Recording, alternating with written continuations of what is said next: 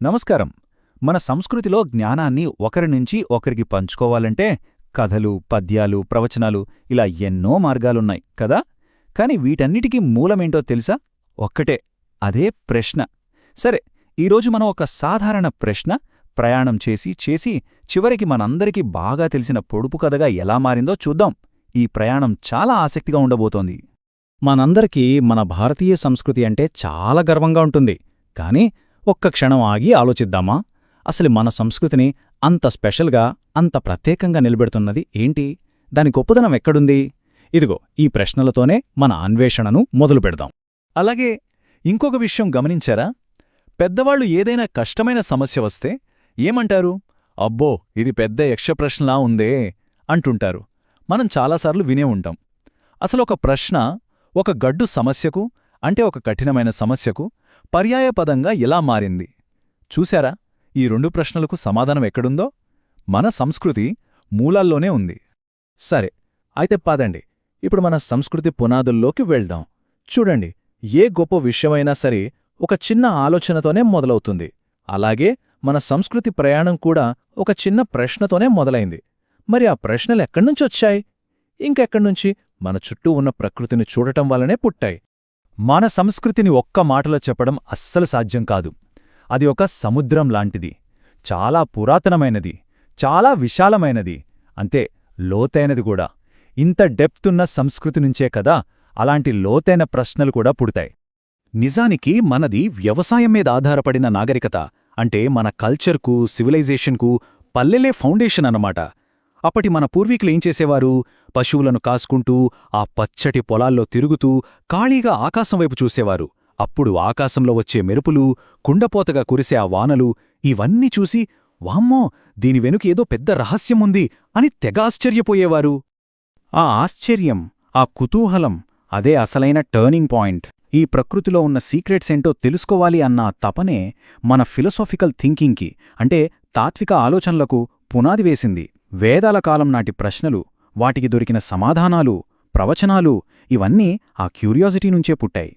సరే, ఈ question answer ట్రెడిషన్లో, అంటే ఈ ప్రశ్నోత్తరాల పరంపరలో అన్నింటికంటే ముఖ్యమైనది, టాప్ లెవెల్లో ఉండేది ఏంటంటే మహాభారతంలోని యక్షప్రశ్నలు. ఇదొక రకంగా చెప్పాలంటే జ్ఞానానికి పెట్టిన ఒక పెద్ద పరీక్ష.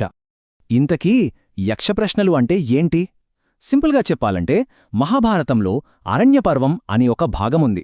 అందులో యక్షుడి రూపంలో ఉన్న ధర్మదేవుడు పాండవులలో పెద్దవాడైన ధర్మరాజుని కొన్ని ప్రశ్నలు అడుగుతాడు. వాళ్ళిద్దరి మధ్య జరిగిన ఆ సంభాషణ, ఆ కాన్వర్జేషన్, అదే యక్షప్రశ్నలుగా మన సాహిత్యంలో ఫేమస్ అయింది. అందుకే ఇప్పటికీ ఎవరైనా ఒక చిక్కుముడిని విప్పలేకపోతే, పరిష్కారం దొరకకపోతే పెద్దలుంటారు చూడండి, ఇది యక్షప్రశ్నరా తండ్రి అని. ఆ ఒక్క మాట చాలు ఆ సమస్య ఎంత కష్టమైందో చెప్పడానికి. అవును, అలా కాలం గడిచే కొద్దీ యక్షప్రశ్న అనే పదం ఒక గడ్డు సమస్యకు, ఒక కఠినమైన ప్రాబ్లంకి ఒక సింబల్గా మారిపోయింది.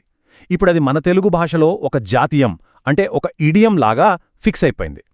అయితే సంస్కృతంలో ఉన్న ఇంత గొప్ప నాలెడ్జ్ని మన తెలుగు వాళ్లకి పరిచయం చేసిన ఒక గొప్ప వ్యక్తి ఉన్నారు. ఆయనే కవిత్రయంలో ఒకరైన ఎర్రప్రగడ.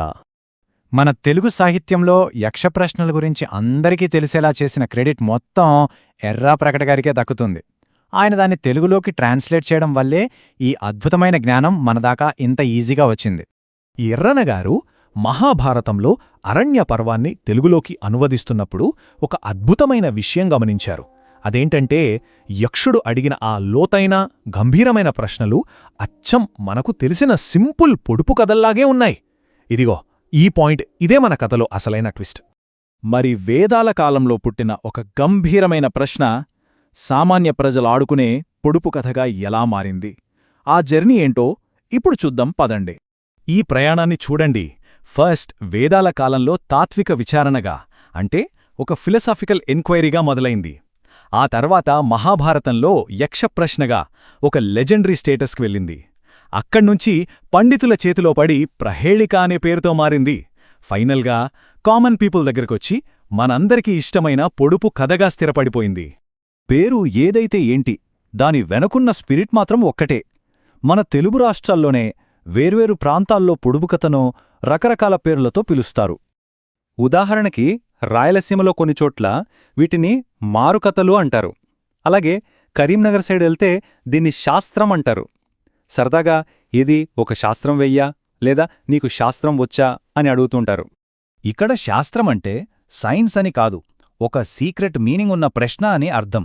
అంటే ఒక పెద్ద విషయాన్ని ఒక ఫార్ములాలాగా చిన్నగా చేసి చెప్పడమే శాస్త్రం వెయ్యడం. ఎంత బాగుంది కదా ఈ ఐడియా! సరే, పేర్లు వేర్వేరుగా ఉన్నా అసలు పొడుపు కథ అంటే ఏంటి, దాని పర్పస్ ఏంటి, దాని గురించి ఇప్పుడు కొంచెం వివరంగా తెలుసుకుందాం. చూడండి, పొడుపు కథ అంటే జస్ట్ టైంపాస్ కాదు. అది మనకు నాలెడ్జ్ ఇస్తుంది. అందులో దాగి ఉన్న మీనింగ్ని బయటకు తెస్తుంది. మనలో క్యూరియాసిటీని పెంచుతుంది. అన్నింటికంటే ముఖ్యంగా మన థింకింగ్ పవర్ని, ఆలోచనా శక్తిని షార్ప్ చేస్తుంది. ఈ లక్షణాల వల్లే పొడుపు కథలు ఇప్పటికీ మన సంస్కృతిలో బ్రతికే ఉన్నాయి. ఇప్పుడు ఒక్కసారి మనమందరం ఆలోచిద్దాం. మన పూర్వీకులకు కలిగినట్టే ఈరోజు మనం ఆకాశంలో మెరుపులను, ఆ కుండపోత వానను చూస్తే మనకు ఏమనిపిస్తుంది? ఆ కుతూహలం, ఆ ఆశ్చర్యం మనలో కూడా కలుగుతుందా? అలాగే ఈరోజు మనం యక్ష ప్రశ్నల గురించి తెలుసుకున్నాం కదా. దీన్ని బట్టి లైఫ్లో మనకు ఎదురయ్యే ఒక గడ్డు సమస్యను సాల్వ్ చేయాలంటే జ్ఞానం, నాలెడ్జ్ ఎంత అవసరమో మనకర్థమవుతుంది కదా. ఒక విషయం గుర్తుంచుకోండి, ఒక ప్రశ్నతో మొదలైన మన జ్ఞాన ప్రయాణం పొడుపు కథ అనే రూపంలో మనందరి దగ్గరికి వచ్చి చేరింది. అందుకే మనం ధైర్యంగా చెప్పొచ్చు, పొడుపు కథలు మన సంస్కృతిలో చీకట్ని పోగొట్టే జ్ఞానదీపాలు. ఆ దీపాలను మనం ఎప్పుడూ వెలిగిస్తూనే ఉందాం.